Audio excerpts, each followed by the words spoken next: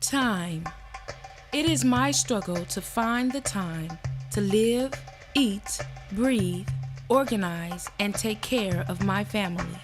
I don't even have enough time to sleep, let alone think about the bigger picture. I think that is the role of some other activist. I fight battles every day for the future of my community, and yet I am still losing.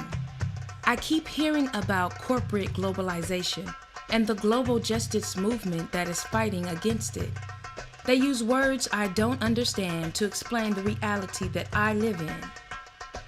For me, if corporate globalization is really the big threat, then I don't want to just talk about how to resist and protect my people. I want to shift the power from the corporations back to the communities, so that we are not just resisting, we are finally creating the world we want to live in. Otro mundo es posible. Een andere wereld is mogelijk. Outro mundo é possível. Another world is possible. Outro mundo é possível se a gente quiser. There are 70,000 people here, 70,000 voices, and we each represent a lot of people who couldn't be here. We need to be heard. We have a very strong voice and it needs to be heard. I feel like if there's substantive dialogue about alternatives, that could be something that really opens people's eyes to the way that they look at their own work. And people really don't get a sense of the real grassroots struggles in the United States and who those organizations are. So our hope is that that voice be heard and that we be at the table with the rest of the folks that are doing grassroots struggle throughout the world. It's also very important to groups at home to hear people's stories and to have an opportunity to share our own story. I believe that we are all interconnected, and every single thing that we do reflects on someone else.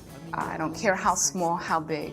Y mi expectativa pues era un poco conocer la experiencia sobre todos los movimientos que se están dando a nivel mundial y también pues hablar sobre la experiencia sobre el movimiento que estamos nosotros haciendo allá en el estado de Coahuila.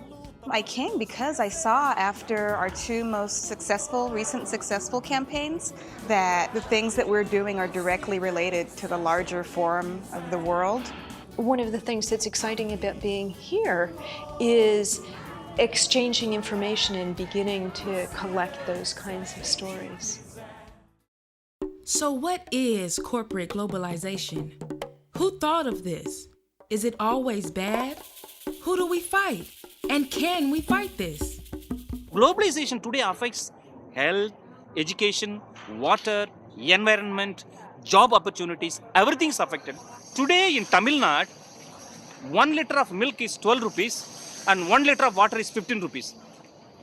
Water is costlier than milk. If water is becoming expensive, is becoming a commodity, how Dalit can buy and live? Para nosotros la globalización es eso, es la pobreza, es la miseria, es la explotación, es la injusticia. If nothing else, globalization is that fundamental transfer of power out of the hands of the local into other structures far beyond our reach. And it's the fundamental threat to democracy, if you will. We are in the third wave of globalization, which is corporate-led globalization, engineered and fired by the struggle for resources. Workers are being used and abused and thrown off balance for profit reasons. La globalización es un poder que tiene el control en casi todo el planeta, el control político y económico. Y cuando alguien se le opone, encuentra la manera de finalmente o castigar o ganar. Pero cuando se trata de los pueblos indios, enfrentarse a la posibilidad de perder es enfrentarse a la posibilidad de que ellos son aniquilados. Globalization is a term used to describe the way culture, goods, services, labor, and capital move across international channels of trade and exchange. The major players who push this agenda to governments all over the world are the International Monetary Fund, the World Trade Organization, and the World Bank. There's a problem with the model itself, and Argentina is the prime case. Argentina, for the longest time, was the poster child of development and globalization. And the International Monetary Fund cited Argentina as the example that other countries needed to follow. Argentina followed all the instructions to the book. And look what happened. They're suffering something they had not seen before. We're talking about the middle class. It isn't just the workers who are involved. This is the middle class, the whole country being held hostage by globalization.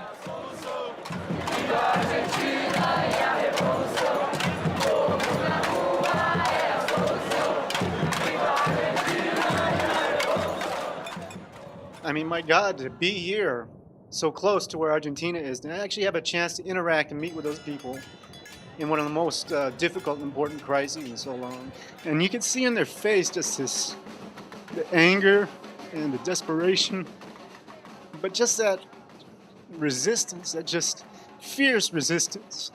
To me, that was the most important thing to try to convey back in the United States, but it's like the hardest thing. It's just the feeling.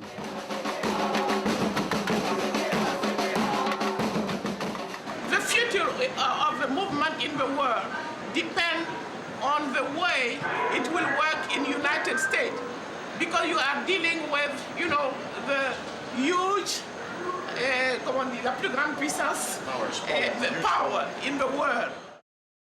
Porto Alegre has a special place in the global justice movement, in that after many years of struggle by organizers and communities around the world, the governments of both Porto Alegre and the Brazilian state Rio Grande do Sul offered to host the first World Social Forum in January 2001.